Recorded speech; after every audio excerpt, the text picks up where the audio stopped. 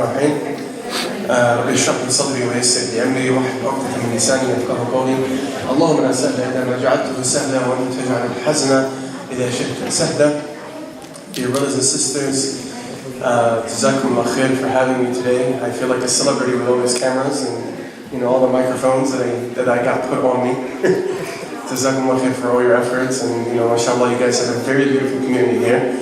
And I was telling Brother Bilal how actually my father, he was involved in the beginning, very, very beginning stages of this masjid.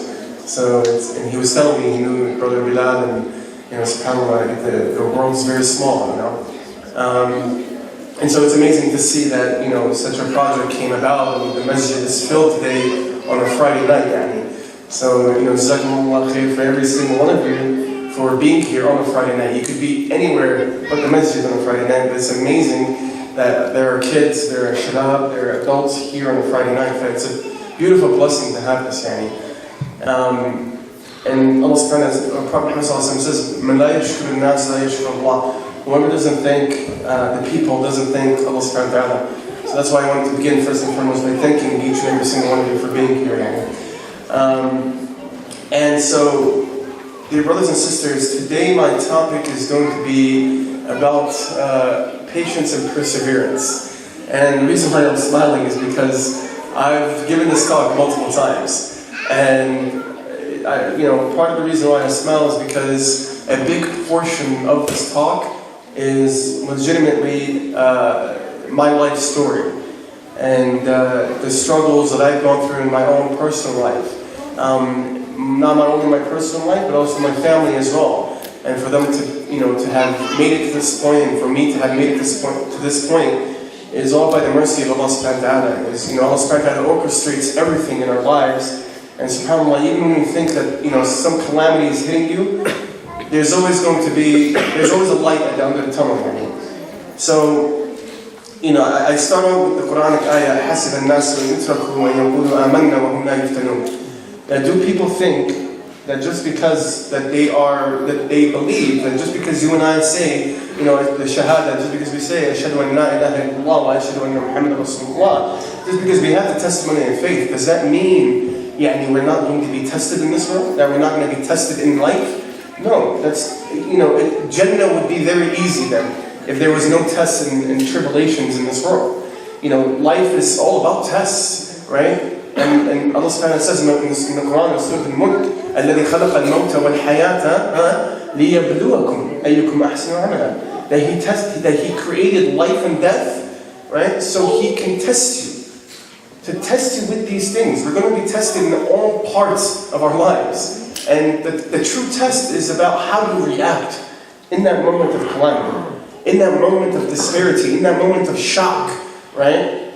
And so, these tests and imtihanat are literally for us to test us if we are gracious enough and if we have enough gratefulness to Allah subhanahu wa ta'ala, to test our faith and iman in Allah subhanahu wa ta'ala. حَسِبَ النَّاسُ أَن يُتْرَكُوا أَن يَقُولُوا آمَنَّا وَهُمْ لَا يُفْتَنُونَ وَلَقَدْ فَتَنَّا الَّذِينَ مِن قَبْلِكُمْ.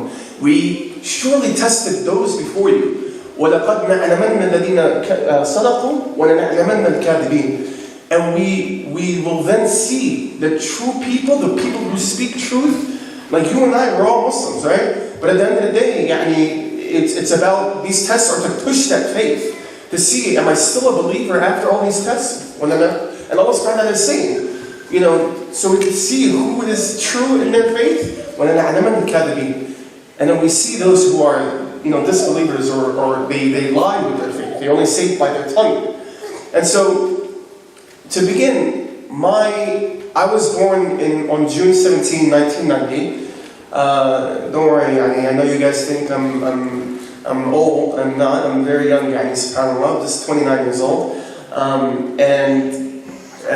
SubhanAllah, I was having a talk with one of the brothers about age. And one of the things that my father says, not my father, but my great uncle, he says, whenever somebody asks him about his age, he says, I'm above 30. And why? Because my great uncle used to say, if you're above 30, then you're a shab, a youth. And if you're below 30, then you're still a baby. But subhanAllah, each and every single one of us is youth, shabab, doesn't matter how old you are, mashallah, in the eyes of Allah subhanahu wa ta'ala, you're beautiful. Anyhow, So when my parents came to the United States, they both came from Iraq. And my father came to seek a better life for me and my family. They left persecution. I mean, they left a really bad life in Iraq. And even my dad was even involved, and he also was in the war between Kuwait and Iraq, back then as well. But subhanAllah, like, he seeked a better life for our family. And my dad would then go to West Virginia. We would go to a place called West Virginia, United States, and a small town called Morgantown, and really small community, very simple living. Only has one masjid in the whole town, subhanAllah. And they came, and my dad, he went to university, Morgantown, or what is it called, West Virginia University. And he pursued his education, because that was the most, that was the biggest motivation behind him coming and behind him making a life for ourselves. So he pursued his PhD in mathematics. And along with that, alhamdulillah, I was born on June 17, like literally a little bit after. My mom was pregnant when she came to the United States. And so when I was born, the doctors came to my parents. I was born a month early, so premature. And the doctor said to my parents, he's going to live, they came to my parents and they did it with their hands. Maybe he lives until the age of 1, maybe the age of 2. Literally just doing like a balance here. Like, just saying he's going to live past the age of 1, he's a lost cause. He's not going to live past the age of 2. And so the doctor's expectations for me was not to live past the age of 2. Why? I was born with nephrotic syndrome. And what nephrotic syndrome is, it's the failure of both kidneys. It's the progressive failure of the kidneys. And along with that, I was premature, so my immune system was extremely low. I was on a lot of machines at the time to try to support me, my physical body as well. And, at the time, imagine the fear, imagine the emotions and feelings that any parent would feel if they just, after carrying a baby for 9 months, imagine just hearing that type of news that your kid isn't going to live for a very long time. The happiness that you have, the joy that you have, it goes, it leaves right away because of that. And, subhanAllah, my parents, they would seek a second opinion, and they would go to a Jewish doctor at the time. And the Jewish doctor, he would ask them, are you guys Muslim? And they said, yeah, we're Muslim. Do you believe? And he used to do this. He did this. This is, of course, everything that my mom's telling me. But do you believe in God? Do you believe in God, right? And they said yes. Then who are the doctors to tell you when he's going to live and when he's going to die? So a Jewish doctor is telling my parents, reaffirming, having that affirmation and reassuring my parents that it's, at the end of the day, the doctors can say one thing, but Allah subhanahu wa ta'ala has a whole different plan, right? And this is a huge thing, it's a huge calamity, of course. It's not just something that's small. It's between life and death. So the doctor told them, feed him a lot of protein in everything, to nourish his immune system, to make his immune system better. And so the doctors, or my parents, especially my mom, I grew up maybe, I eventually got better, and at the age of like maybe 2 or 3, my mom put protein in everything, in pancakes and eggs and chocolate chip cookies, kucha you can ever think of, she put protein in everything. And subhanAllah, my kidneys, lasted until the age of 5. And because it's nephrotic syndrome, they're gonna eventually fail, right? And even at birth, I had some kind of heart defects as well. But it subsided in me, and I was able to, surpass that. At the age of 5, my parents, especially my father, he really instilled the value of education. And he said to my mom, let's put him in school. And like any other, worried mother, she's like, are you crazy? He's going through all this and you still want to put him in school? Yes, he's already going through so much medical complications. Why are you putting more stress on him? And my dad tells me this, and he says, when your mom told me that, I told her, أنا ابني ما راح يكون معوق. My son isn't going to be a disabled person. هو راح يخلي بصمة في هالحياة. He's going to leave a footprint in this world. He's going to leave a legacy in this world. He's not going to be just any person that's bedbound and not able to do anything. And subhanAllah, I have him to thank for being able to make it this far, for being able to get through school. I went to school. I went to preschool, kindergarten, the whole 9 yards, as if I was a normal child. And then at the age of 5, both my kidneys failed. And now you have two options. Either you get a kidney donor, or you get on a machine called dialysis. Dialysis is a machine, is a man-made machine. It only does 1/4 of what an actual living kidney does. And subhanAllah creates our organs, and they work for you 24/7 non-stop, right? And this dialysis machine, it has multiple functions. One of the things that it does, it cleans the blood in the body. Just like you're able to go to the bathroom, right, to excrete the toxins in your body, because if they stay in your body for too long, it affects the heart, and you're going to die because of it. Because there's too many toxins in the body, and even tissue, it's going to spread throughout the whole body, and that's it. There's nothing behind. There's nothing. If toxins accumulate to us, you don't have much to live. And so I was placed on dialysis at the time. I was placed on peritoneal dialysis at the time, where my mom would do the dialysis for me at night, 12 hours every single night. So we're talking about 7 p.m. to 7 a.m. To 7 p.m. I would be on the machine, blood coming. This type of dialysis was actually going through the groin. They clean the fluid in the body rather than cleaning the blood. So they clean the fluid in the body, and the whole body is just, you're cleaning the entire fluids in the body. You're relieving it of toxins, you're relieving it of fluid. Even you have a fluid restriction when it comes to dialysis. Just like you and I were able to drink, no problems. A dialysis patient has a fluid restriction. Because if you drink too much water, then that gets to your heart. And your heart pumps a little bit more than it's supposed to, and you get a heart attack. Right? So there's a lot of precautions with being on dialysis. So I was on dialysis, peritoneal dialysis. My mom, Allah may Allah give her good health. She used to do it for me every single night. And back then, technology wasn't as great as it is now. Right? Technology now, machines are much better. We have Teslas, we have all these kind of things, right? Machinery is even better, even CAT scans are better. And so sometimes even the machine would fail at 12 a.m. at night. And she would have to be on the phone 3 a.m. at night, customer service, just seeing what's going on. The machine's beeping, maybe it stops working, and it stops working. You're not getting the treatment that you're supposed to be getting. Anyways, I was on dialysis for about 2 years. From the age of 5 to the age of about 7.5. However, because dialysis is so straining on the body, the body is going through a lot, right? A lot of exhaustion, a lot of turmoil while the fluids of the body are being cleaned through this machine. And because of that, I had a heart murmur. And the heart murmur is essentially the blood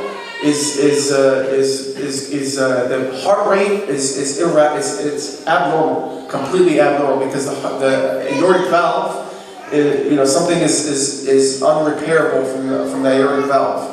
And so what they had to do then is my parents had to essentially make the decision of having an open heart surgery. So at the age of 7.5, they saw their 7.5-year-old son on a table, and back then you could actually see the surgery room. You could see what's going on in the operation. They saw their son lifeless on the table, and the heart just stopped, right? So they can, repair the aortic valve and then put everything back together. And even now, that's the day I became half Iron Man, half human, because when they suture you up, and they put some kind of, not metal, it was like stainless steel, something to make the sternum connected together. So at the time, I remember, well, I don't remember much, but from what my parents told me, we literally saw your life just like that, your lifeless body just like that. And I couldn't stop. My parents, my mom especially, she said I couldn't stop crying because I didn't know whether your soul was going to come back or not. So it's a difficult position to be in as a parent. So after the open heart surgery, alhamdulillah, everything was okay in terms of cardiology. And alhamdulillah, I received my kidney transplant on March 31st, 1998. I remember I was in second grade at the time. And again, I used to just go to school like any normal person. And I remember, sitting in class, and I remember the phone rang, the teacher answered it, and she was looking straight at me. And she was looking at me really just directly at me. And I'm like, I don't know why she was looking at me like that. But then she gets off the phone and she says, Ahmad, because they can't say Ahmad, Ahmad, go to the principal's office. And back then, when you're sent to the principal's office, the whole class is like, ooh, you're in trouble, I don't know what you did, you got sent to the principal's office, right? So it's something that's, it's huge to students in our mindset, back then in school, if you're sent to the principal's office, you're sent because of bad things, that's something that's bad. So as I'm walking down the hallway, I'm thinking, what on earth did I do to go to the principal's office? Did I push a kid at recess? Did I do something that was wrong? And then I get to the principal's office, and the principal, she hands me the phone, and it's my mom on the other line. And this is 2.5 years later. She says, Ahmad, you got your kidney. You got your kidney, the hospital called, and you're getting a kidney transplant. And obviously as an 8-year-old kid, 7.5-year-old kid, I don't know what a kidney is. I just know that it's something that I need in order to just continue to live. It's something normal. At this point in my life, I knew I was in and out of hospitals. It's not a big deal to me anymore. And so alhamdulillah, I received my kidney transplant at the age of 8. I lived kind of a quote-unquote normal life. I lived taking immunosuppression. So once you get a kidney transplant, you have to take immunosuppressions for the rest of your life. To essentially tell the white blood cells that this foreign object in your body is okay. It's not gonna, because anything that's foreign to the body, white blood cells try to attack it, right? Even if it's something that's good, right? In this case, it's the kidney. So the white blood cells try to attack it. So the immunosuppressions, they just suppress the white blood cells from attacking this kidney and saying that no, this is good for the body. This is cleaning the body.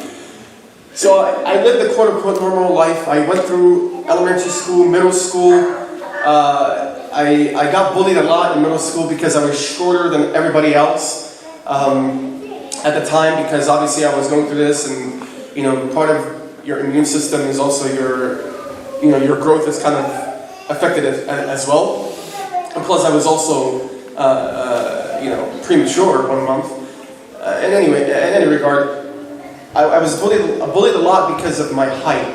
Not only was I bullied because of my height, I was bullied because on September 11, the Twin Towers went down, and the tragic moment happened, and they all knew I was Iraqi, and they all said, "Is Saddam Hussein your uncle?" And they used to call me little terrorist and all these kind of things, and they used to push me around and everything. But subhanAllah, I never allowed, with a bully, if you show that you don't really care, they'll leave you alone, right? Because my goal and purpose and purpose in life wasn't for this, to be bullied. I have a far greater purpose than to get bullied.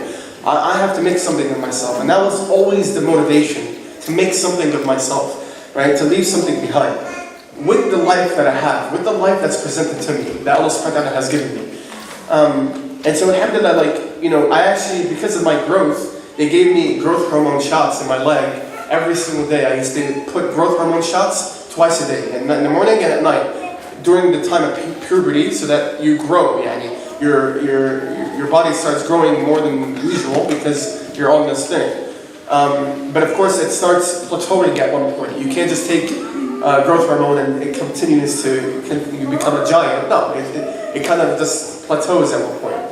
So, alhamdulillah, at one point, it just plateaued, and I was kind of like a normal average size, alhamdulillah, 5'8", maybe you can round that up to 5'9", alhamdulillah, I'm okay. So I went to middle school, I went to a prestigious high school in Philadelphia. It was called Central High School. And I also got into one of the oldest pharmacy schools in America, University of the Sciences in Philadelphia, or it used to be called back then PCP, Philadelphia College of Pharmacy. And the only reason why I did pharmacy was because, okay, well, I take drugs, maybe let's go into drugs, right? And the reason why I also did pharmacy was because my older brother did pharmacy. And I said, okay, if he could do pharmacy, I could definitely do pharmacy. Yeah, chemistry 101, yeah, the brothers and sisters, it's just me and chemistry 101 was just like this. Every single exam I would get back, it was just F, one after another. I never got Fs in my education, in my educational career, never received failures, right? And every single exam that I got back, it was literally an F. And you would think that would be a tragic thing, right? But subhanAllah, when Allah subhanahu wa ta'ala keeps closing the door of something, He's opening a far greater door for you. And I would decide right there and then that pharmacy isn't for me. Let me do something that I'm actually passionate about. And I would choose occupational therapy. It was between PA, PT, and occupational therapy. PA still had chemistry, physician assistant. PT still had chemistry. And occupational therapy didn't have chemistry, so it worked in my favor, Annie. And at the same time, also, OT resonated with me the most. Why? And I'll tell you a little bit about OTs a little bit later on. Because we help individuals with cognitive and mental and physical disabilities and allow them to be more independent in life. So alhamdulillah, I would go into the OT program. Fast forward 3 years later. Alhamdulillah, after getting into the OT program, D's list, alhamdulillah, no fails, no F's, I was good. Third year of college, I was in my grad school. It was a direct program, Annie. So in your third year, you're officially in your grad school for OT school. And it was a month before finals. And we consistently have to go back to the hospital. Why? Because you have to go to appointments to see how the kidney's doing. And how the kidney's doing, you do blood work every so often, you see a nephrologist, every so often as well, to just see how your kidney is doing, essentially. And at that time, 12 years later, after having this kidney, my parents, or my mom was there. My mom was usually there for all my appointments. But we stepped into the doctor's office. The doctor, his name was Kevin Meyer at the time, Dr. Meyer, and he said to us, I remember actually my mom bringing a bunch of junk food that I ate, and literally showed it to him, and showed him look at the candy that he's eating, in an attempt to not allow me to eat junk food, to embarrass me in front of my doctor. And the doctor said, we have far more important things to talk about. He said the kidney that you got transplanted, a virus is attacking it. And you now have two options. Either you get back on dialysis, or you get a kidney donor. And I remember at the time, now you're a grown adult, I'm 20 years old at the time, and my whole life I'm just trying to make something of myself. And now this is a barrier now. This is an obstacle. This is something that's saying you can no longer do what you want to do. And it was devastating for me, honestly. To be able to go through something like that. I'm just trying to live my life, and then Allah's like, no, this is the end of one kidney. They said the virus attacked the kidney, and I now had to live, from a quote-unquote normal life to a life on dialysis again. To being a slave on a machine again. This time around, I refused for my mom to go through the same thing that she went through, 12 years ago, where she did it herself. I said, I'm going to go to a clinic. They can do it themselves. Don't worry about me. But at the time, when that moment happened, I remember being numb to it all.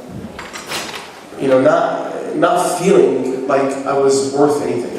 Feeling worthless, feeling less of value.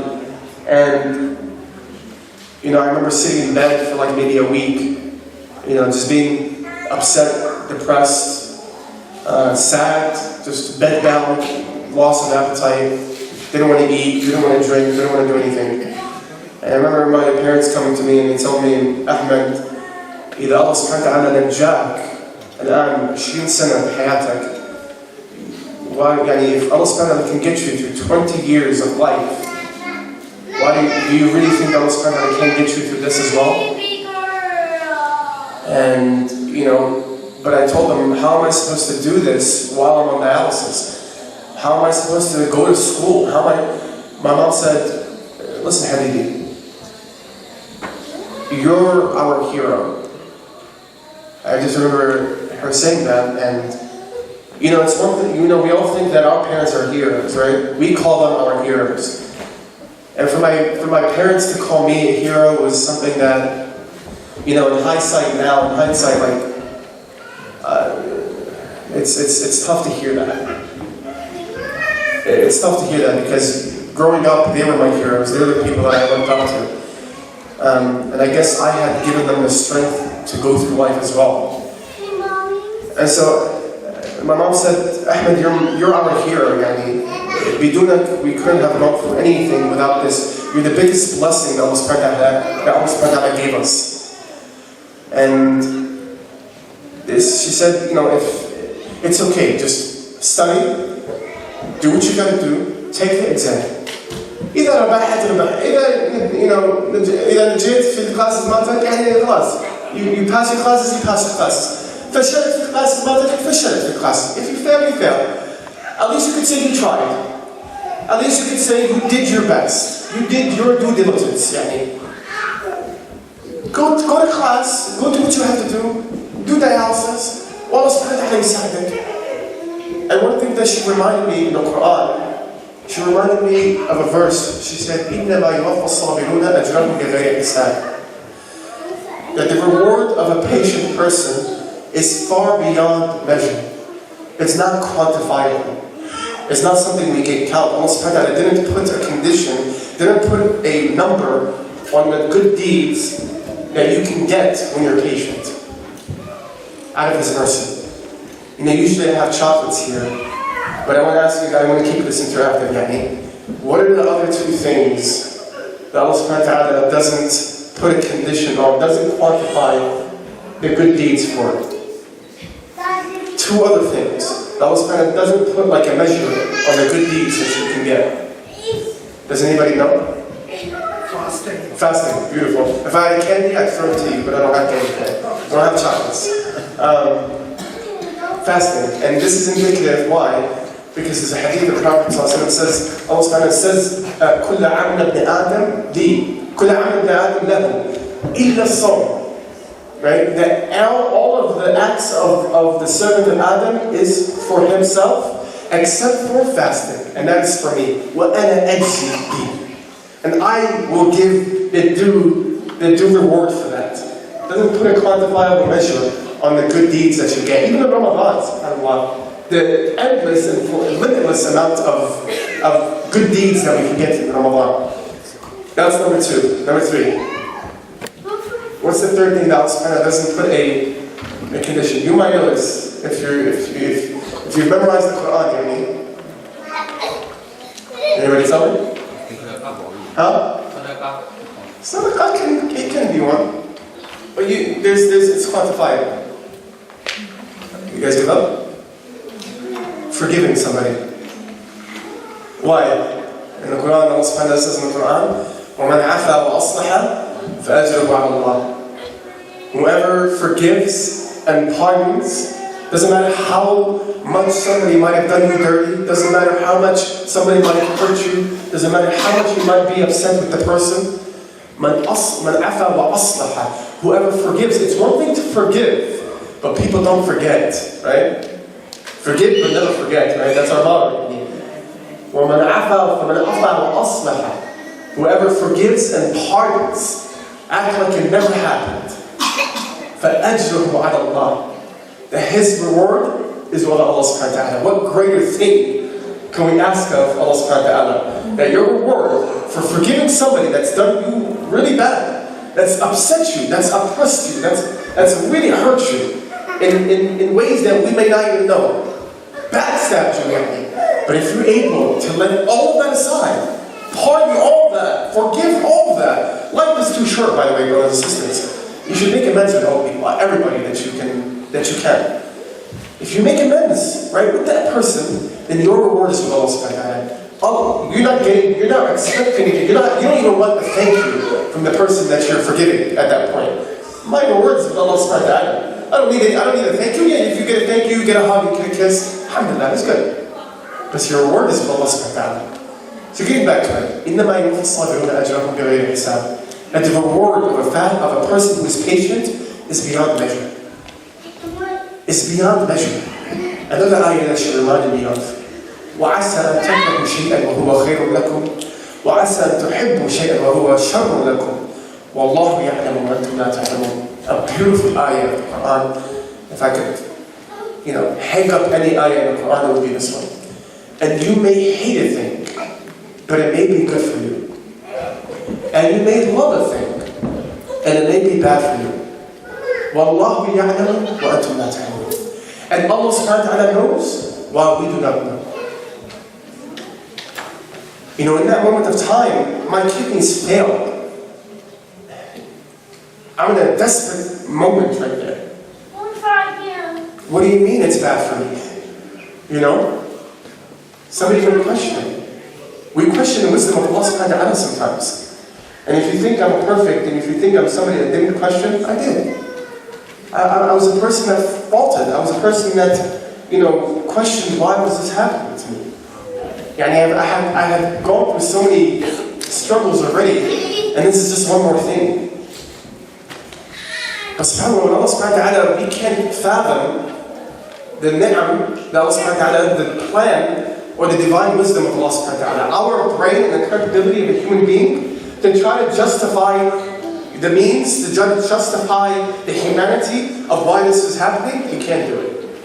You have to accept Allah subhanahu wa ta'ala's wisdom. He created you, He knows you best. I gave the example of the last month, remember of the Apple iPhone, right? If this broke on me, where would I take it? I would take it to Apple. Why? Because they're the manufacturer. They created the item, they created the ins and outs, they know the ins and outs of this item, they know the ins and outs of the machine. If it ever broke, they know how to fix it. And subhanAllah, we even have to pay warranty in order to get it fixed sometimes. Right? But with Allah subhanahu wa ta'ala, we don't have a warranty. It's unlimited warranty. Right? It's unlimited warranty that we have with Allah subhanahu wa ta'ala. When we're broken, when things happen in our lives that don't go our way, we go back to Allah subhanahu wa ta'ala. Right? Even the Prophet Allah subhanahu wa ta'ala says in the Quran, وَلَقَدْ نَعْلَمُ أَنَّكَ يَضِيقُ صَدْرُكَ مِمَّا يَقُولُونَ فَسَبِّحْ بِحَمْدِ رَبِّكَ وَكُن مِّنَ السَّاجِدِينَ. وَلَقَدْ نَعْلَمُ, and we know, this was when he was with Quraysh, when he was dealing with Quraysh, when the people of Ta'if made him bleed, just because he was preaching Islam. It was the preaching the word of God. And we know that whatever they say, يَضِيقُ صَدْرُكَ, makes you uncomfortable in your heart. What is the solution?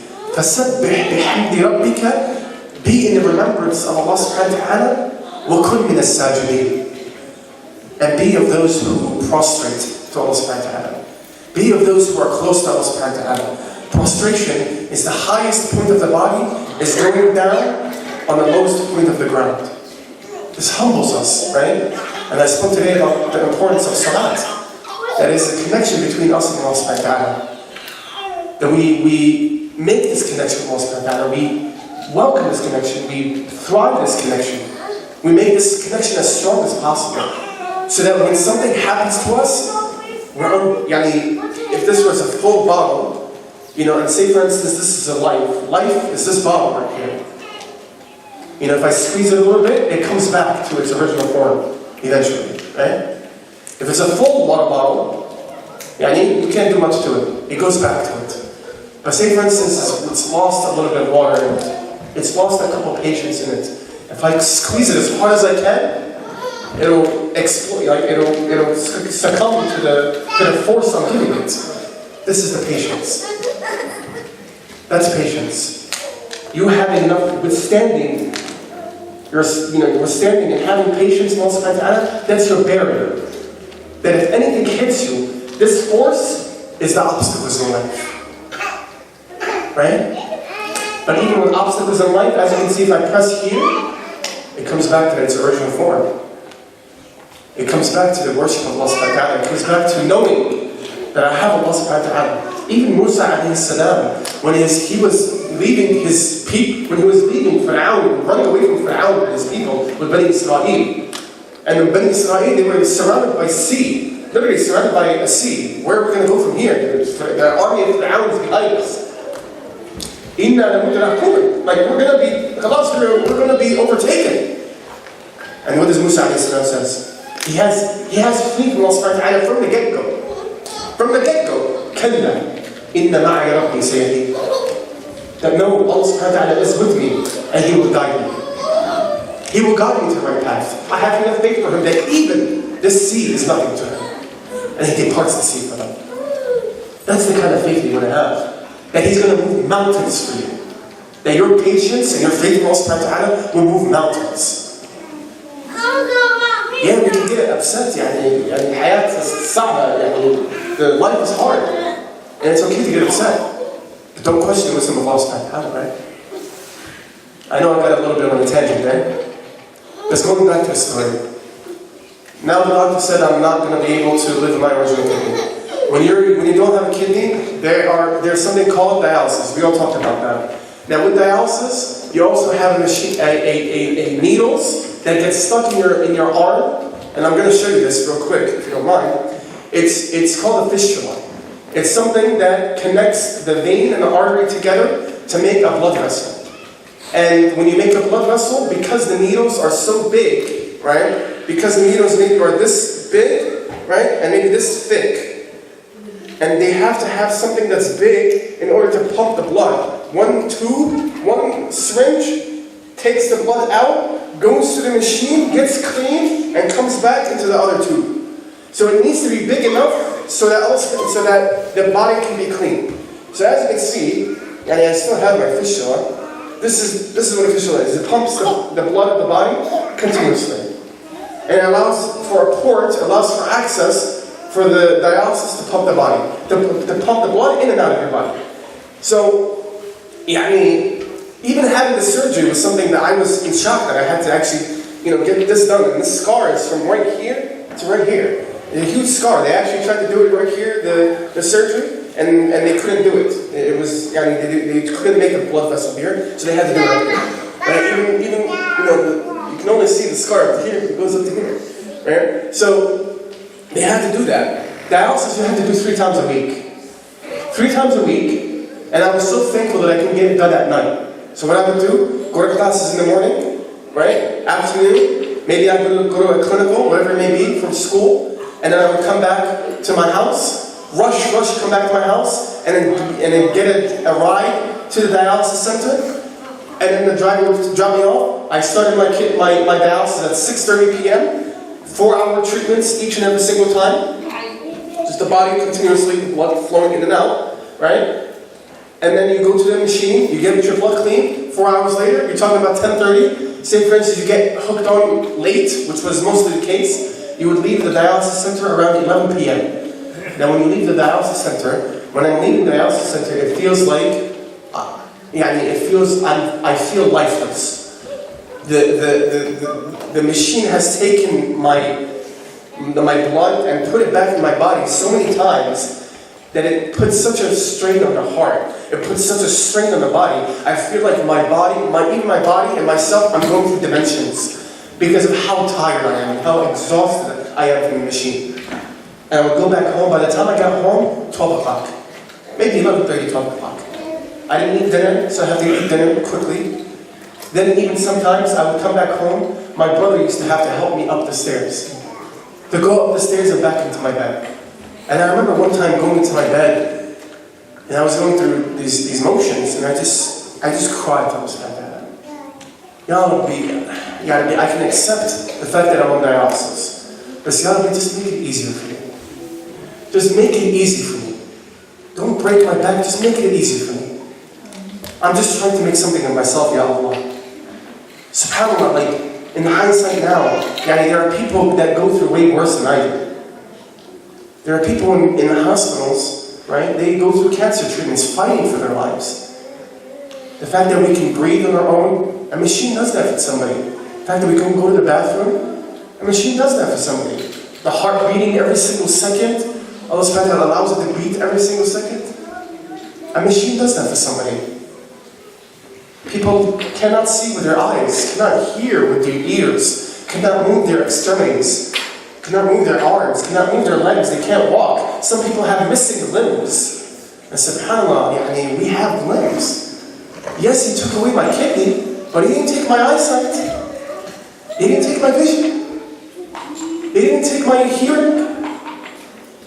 I would always try to look at the bright side, right? And I would just pray to Allah subhanahu wa ta'ala to make things easy for me through this phase. And subhanAllah, I remember passing my finals during that third year of the semester. And I remember passing my finals, and there were people in my class that actually were held back a year because they failed those finals. And me going through everything that I had gone through throughout the past month, transitioning to dialysis, and I had passed my finals. By the will of Allah, I literally called my mom that day after I received my grades. I said, Ya Yumma, Ishran, how? She said, Allah subhanahu wa ta'ala yuhibbak, ya Ahmad. Allah yuhibbak. Allah loves you. You know, Allah subhanahu wa ta'ala tests those whom He loves. There's even a hadith that says that He tests those who He loves. And Allah subhanahu wa ta'ala also says in the Quran, لا يكلف الله نفسا إلا وسعها. That Allah subhanahu wa ta'ala does not burden a soul beyond its capability. Now to not make this halaqah for too long, I lived on dialysis for about 7.5 years. 7 years and 10 months. Alhamdulillah, I was able to, by the will of Allah subhanahu wa ta'ala, I was able to get my bachelor's after my 4th year of college. I was able to get my master's, my 5th year of college.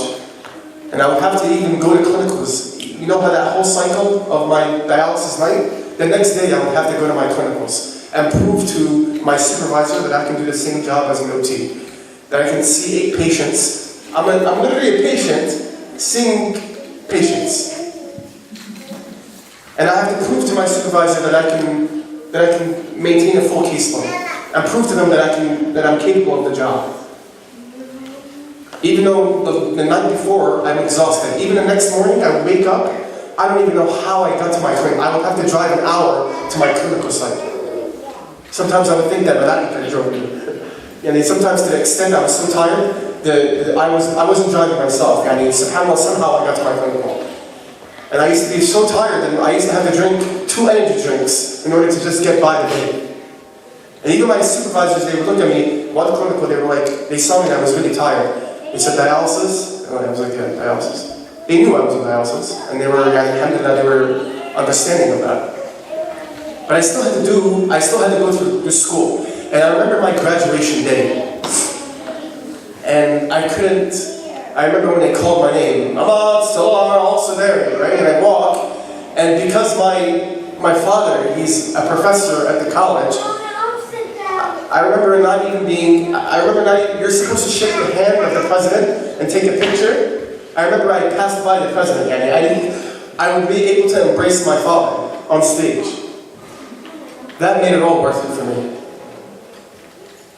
Being able to just hug my father and kiss my father's hand. Because of everything that he's gone through. Because of everything that he put me through. And they would even say, and he was greeted by his father, Dr. Salar Alsardary. And I remember going up there, I gave him a hug, I gave him a kiss. I told him, Jazakallah khair, ya Baba, I appreciate everything you've done for me. And I would kiss his hand, and that moment itself was worth everything.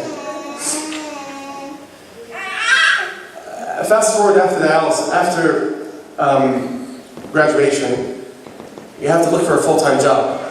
Now you have to be on dialysis while working a full-time job. And alhamdulillah, I was able to do that. Even though I questioned myself, I'm a dialysis patient, and as dialysis years come by and they go, the average lifespan of somebody who's on dialysis is maybe 5 to 7 years. 10 years. Some people can be on it for 10, 20 years. But somebody with a weak heart, a lot of people pass away on dialysis. They pass away actually on the machine because their heart can't handle it anymore. And I remember even myself, it came to times where I thought that was going to be masiri, يعني هذا مصيري. Like that was going to be the end of me. I'm going to pass away on dialysis. But let me make the best of it. Let me continue to live life. And that's what I did. And I lived on dialysis for 7 years and 10 months. And you might think to yourself, okay, didn't you get a phone call? Something like that? You do get phone calls. However, these phone calls, they're not the main phone calls. You could get a phone, during my time on my clinical, I received maybe, through this time period of dialysis, I maybe received less than 8 phone calls, 7 phone calls, something like that. I remember one time, 2 years went by, and I didn't get a phone call. And we're not talking about a job. When they call you, they're talking about an organ that can potentially save your life. They used to call me, and they used to say, we have a potential kidney for you. Potential. You're 4th of the list. Either I would not get it because the kidney was no good. The kidney is no good, Ahmad, I'm sorry. Either I was 3rd on the list and the kidney went to 2 other kids or 2 other people. Either the kidney wasn't good at all and they didn't use the kidney at all, right? Or multiple times I was 3rd or 4th on the list and they would give the kidney to somebody else. Now we're not talking about an interview when you're getting the phone call for a job and they're telling you got it. We're talking about a life-saving organ. Something that could potentially switch my whole life around, right? And then it came to a point where I said, Khalas, I'm going to leave this in the hands of Allah subhanahu wa ta'ala. Whatever, Ya Allah, if you want the kidney to happen for me, you're going to pick the perfect kidney and the perfect time. Allahumma ajirni fi musibati wa khulifni khayran minha. After every single phone call, every single day, oh Allah, reward me for this calamity and grant me greater than it. Grant me greater than that kidney. You know when this dua was made? Salama. Salama radiallahu anha, when her husband, Abu Salama, passed away, she said to the Rasul, she said to the Prophet, because the Prophet told her, be patient, right? Allah will grant you greater than him.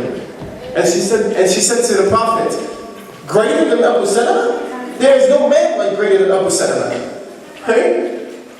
And he told her, say, Allahumma ajirni fi musibati wa khulifni khayran minha. Grant me, reward me for this calamity, reward me for this struggle, and give me greater than it. Who did she end up marrying? The Prophet Muhammad sallallahu alaihi wasallam. SubhanAllah, we think that, when things happen in our lives, the calamities, the tests, we think they're bad for us.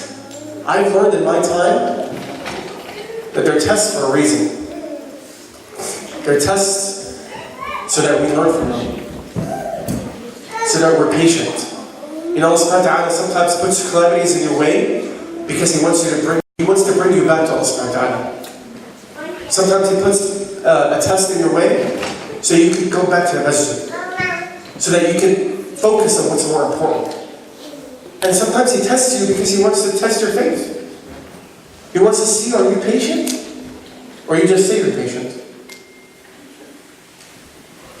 And so, alhamdulillah, after 7 years and 10 months, April 20th, 2017, I received my kidney transplant. And I couldn't even believe it myself. I didn't believe it until I actually went to the operating room. And subhanAllah, when they brought me, this was the first time that they actually told me to come to the hospital. And they wheeled me to the operating room, and they told me, the doctor has to look at the kidney one more time. And they wheeled me back to the waiting room. Imagine you're about to get it, and then, no. Right? So I was like, Khalas, I'm just going to sleep until they tell me it's time. So I slept for an hour. I couldn't wait no longer. I had to do something. They then wheeled me to the operating room. And my doctor at the time, his name was Dr. Naji Ali, Irani doctor. He looked at me and said, "You ready for this?" I said, "You already know, man. You already know I've been waiting for this for my entire life." And then I got my kidney transplant. And I actually told the anesthesiologist, I was like, "Please, just get it over with." And subhanAllah, here I am today. 3 years, almost 3 years later, with my kidney. And I have nothing to thank except Allah subhanahu wa ta'ala. And if you were to ask me how I did it, Allah. Allah subhanahu wa ta'ala and my parents. And my family. And the support system that I have. These are the people that are most important to you, right? Your parents, and Allah subhanahu wa ta'ala. If He can get me through this, He can get anybody through anything. If I'm able to work a full-time job while being on dialysis 3 times a week, and being on a fluid restriction, this is about what, 800, 500, 237 milliliters. You know how much fluid I can drink every 3 days, between treatments? 2 days, you can maybe drink 1,500 milliliters. You know how many milliliters? You know how much water bottles? You know how many water bottles? Not this size, the 500, the little big ones? 3 bottles? 3, 4 bottles? Half a liter. Imagine not being able to drink to your heart's desire. Imagine not being able to eat anything you wanted. Imagine going to hospitals, in and out of hospitals, because you keep getting infections. And by the way, I apologize for the alarm, actually I have to take my meds. But so you're on your meds, as a kidney transplant, instead of going on dialysis, I have these few pills, alhamdulillah. Amazing what pills can do, right? Saved me from dialysis, I only take pills now. God alhamdulillah. So my lesson here, the lesson I want to bring here is, when was the last time you thanked Allah subhanahu wa ta'ala for His blessings, for His ni'mah? We always tend to look at those above us, not those who are below us. We always want more and more and more. We're not satisfied with the now. We're not satisfied with the present. We're not satisfied with anything that Allah subhanahu wa ta'ala gives us. We want more fancier cars, more fancier houses. And with greed comes self-centeredness as well. You worry about yourself. You don't even give to the poor anymore. So to leave you, I just want to leave you with a couple lessons, inshallah. The number one lesson, inshallah, is leave a footprint in this world. Leave something behind in this world. Each and every single one of us, we have a purpose in this world. Allah subhanahu wa ta'ala says in the Quran, وَمَا خَلَقْتُ الْجِنَّ وَالْإِنسَ إِلَّا لِيَعْبُدُونَ. That I haven't created the jinn of you or the mankind of you except to worship. We worship not just staying in a masjid 24/7. We worship through our actions. We worship through our bodies, through working, through giving back.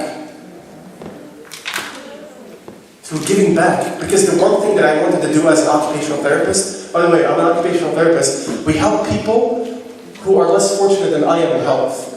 I help people with missing limbs. I see people with missing limbs. I see people with strokes when half their body doesn't work.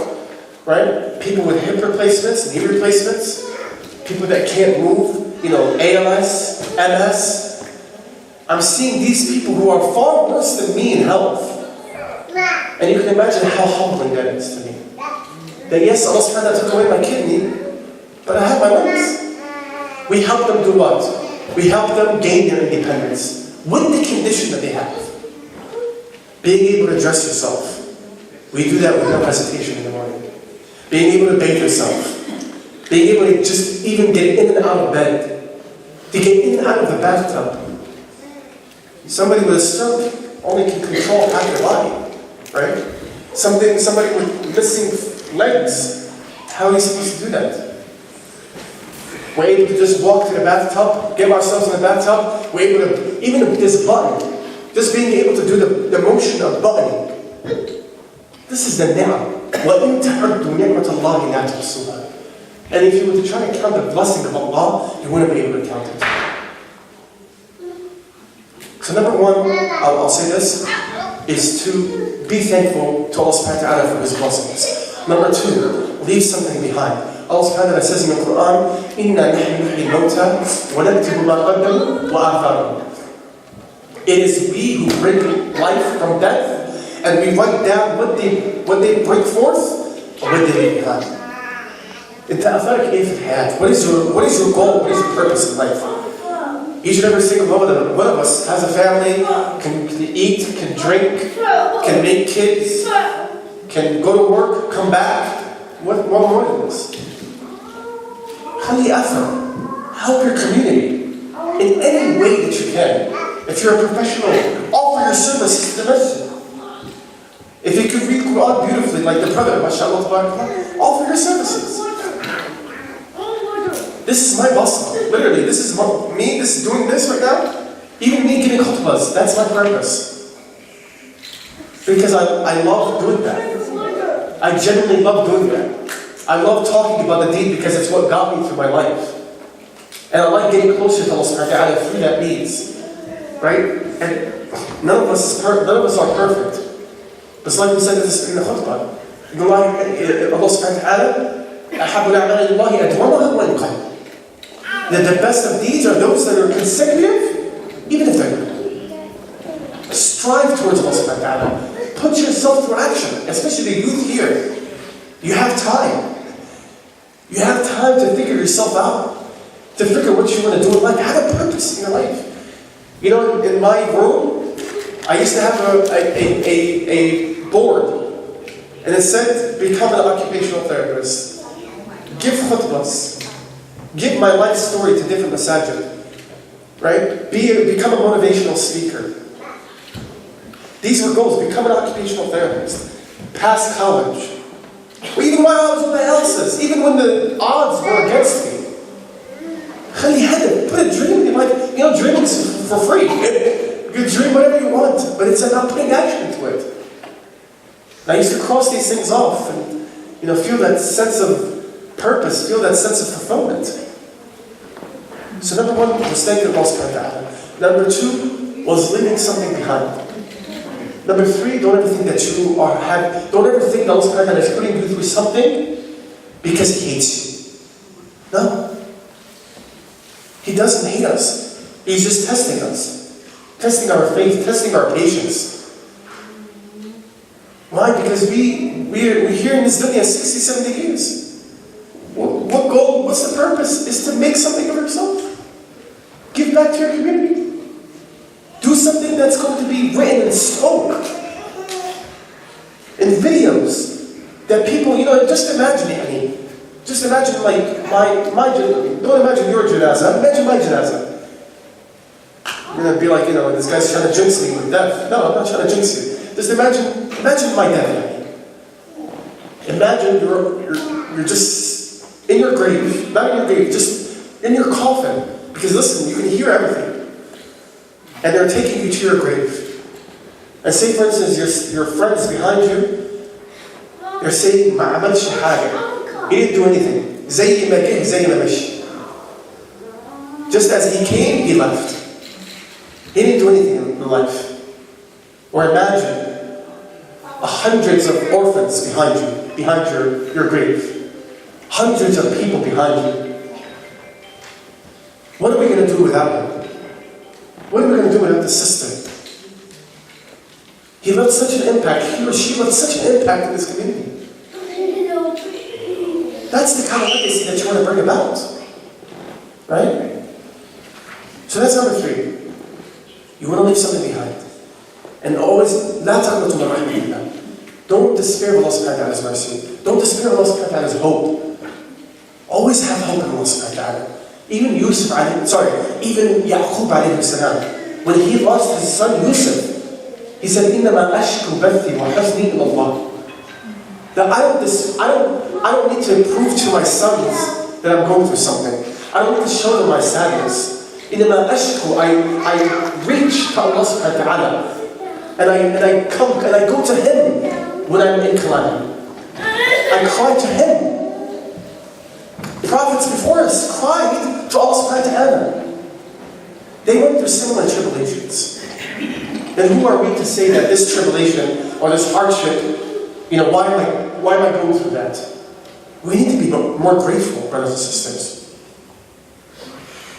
So brothers and sisters, I think that's about it, inshallah. I went a little bit above the time, inshallah. Please forgive me for that. I'm going to conclude, inshallah, with a dua. And inshallah, we'll make dua for the loved ones that have gone by, inshallah, as well. So Allahumma hadina fi man hadayt, wa afina fi man afayt, wa tawallana fi man tawallayt, wa barik lana fi ma a'tayt. وقنا واصرف عنا برحمتك شر ما قضيت فإنك سبحانك تقضي بالحق ولا يقضى عليك إنه ما واليت ولا يعز من عاديت تباركت ربنا وتعاليت فلك الحمد على ما قضيت نستغفرك اللهم من كل ذنب ونتوب إليك ونؤمن به ونتوكل عليك أنت الغني ونحن الفقراء إليك أنت القوي ونحن الضعفاء إليك اللهم كما جمعتنا في هذا المكان المبارك فاجمعنا في الفردوس الأعلى مع النبي محمد صلى الله عليه وسلم واسقنا من يده شربة لا نظمأ بعدها أبدا يا أكرم الأكرمين اللهم ارحم موتى المسلمين اللهم ارحمهم وعافهم واعف عنهم واغفر نزلهم بالماء والثلج والبرد وادخلهم الجنة مع النبيين والصديقين والشهداء وحسن أولئك رفيقا اللهم وآخر دعوانا الحمد لله رب العالمين سبحانك ربك رب العزة عما يصفون وسلام على المرسلين والحمد لله رب العالمين Jazakumullah khair. Please forgive me for going ahead a little bit over time. Jazakumullah khair for everything. Thank you for having me. I appreciate each and every single one of you. Inshallah, I will take any questions that you guys have, maybe practical questions. I know it's getting a little bit late. Some of you have to go home. I have one question. That Alhamdulillah, we heard this story. When you question yourself, of course we said that I did question, but I mean, in your mind, that when you question yourself, what came in your mind at that time, and how did you handle yourself at that time when you question yourself? So I think the sister is asking, what kind of ways can you prepare yourself, or even going through the motions? How can you be patient through that? Because oftentimes, and it's a very good question, sister. It's a beautiful question because oftentimes when we go through calamities, we don't know how to handle it. We tend to question the wisdom of Allah subhanahu wa ta'ala. We tend to go far away from Allah subhanahu wa ta'ala himself, actually. Okay, this isn't working out, I'm going to do something else. I'm not going to, be thankful. I don't need to do anything. I'm going to rebel. It's a hardship. People can't handle hardships, plain and simple, right? One of the things that that's practical is understanding the purpose of your existence, which we talked about. Looking at the bigger picture. So understanding the bigger picture, that this will pass by. What you're going through will pass by. Allah subhanahu wa ta'ala got you through way worse than whatever you're going through. He will pass by. Allah subhanahu wa ta'ala has everything ready for you, for us.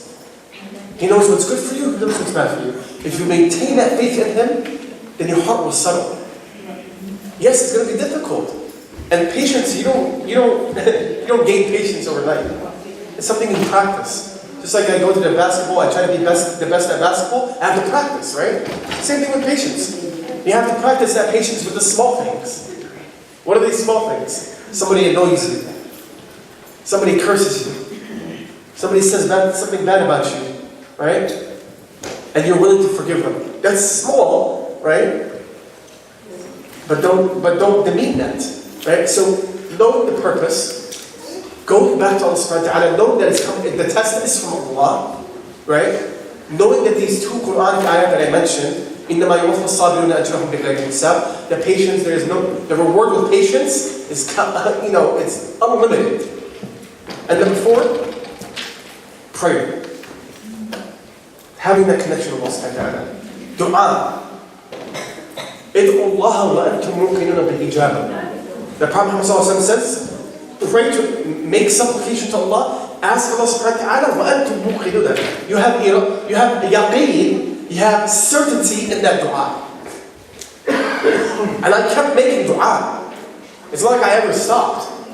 Some people that I asked Allah subhanahu wa ta'ala, how much more can I ask Allah subhanahu wa ta'ala? Right? And this was a kidney, by the way. I kept asking him. There was a hikmah behind me waiting 7.5 years. To wait almost 8 years to get this kidney. There's a hikmah. There's a lesson behind that. If it wasn't for the things that I went through, I would have never been the Muslim that I am today. I would have never been the human being that I am today. If it wasn't for that. He's putting you through something because he knows there's a hikmah behind it. There's a purpose behind it. So prayer, okay? And having faith in Allah subhanahu wa ta'ala, knowing your purpose, don't lose hope. Those 4 things. And it takes time to practice those things. I hope I answered your question, inshallah. And also there's a hadith of the Prophet says, ما أغلق الله على عبد بابا بحكمته إلا وفتح له بابين رحمته. That Ibn Qayyim radiallahu anhu says, the Prophet says, Allah subhanahu wa ta'ala does not close a door to his slave out of his wisdom except he opens 2 other doors for him. SubhanAllah. So maybe this calamity is opening the door to Jannah. You know, and may Allah subhanahu wa ta'ala grant us the highest levels of paradise. جزاكم الله خير. والعصر الإنسان يتوسط للذين آمنوا وعملوا الصالحات وتواصوا بالحق وتواصوا بالصبر. جزاكم الله خير. السلام عليكم ورحمة الله وبركاته.